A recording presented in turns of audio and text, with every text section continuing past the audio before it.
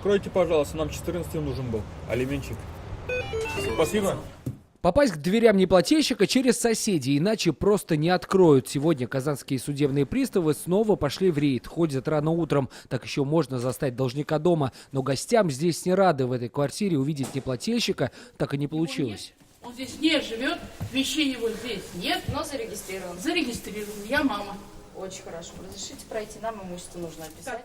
Как выяснилось, приставы в этой квартире уже бывали, поэтому сегодня не только описывают имущество, но могут его и изъять. Если людей в форме хозяйка квартиры с трудом напустила, то перед нашей съемочной группой дверь захлопнулась. Иди снимает на месте на рабочем.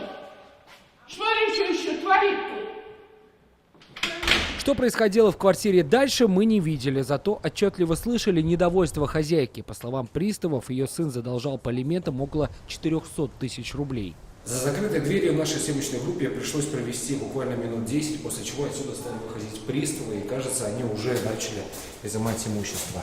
В итоге микроволновка вместе со стареньким телевизором отправились вместе с приставами в управление. Пусть на аукционе выручить с этого добра можно и немного, но, возможно, это смотивирует должника. В любом случае, это тот метод, наверное, который действует на должника. То есть вы сами сейчас наблюдали, мама начинает звонить сыну, да, приди, помоги и так далее. Скорее всего, он к нам все-таки явится в отдел, и мы дальше уже будем с ним работать. В противном случае приставы обещают действовать прежними методами. Только за 2 недели, что идет акция «Вспомни о ребенке», они взыскали почти 8 миллионов рублей. А за весь этот год 618 миллионов.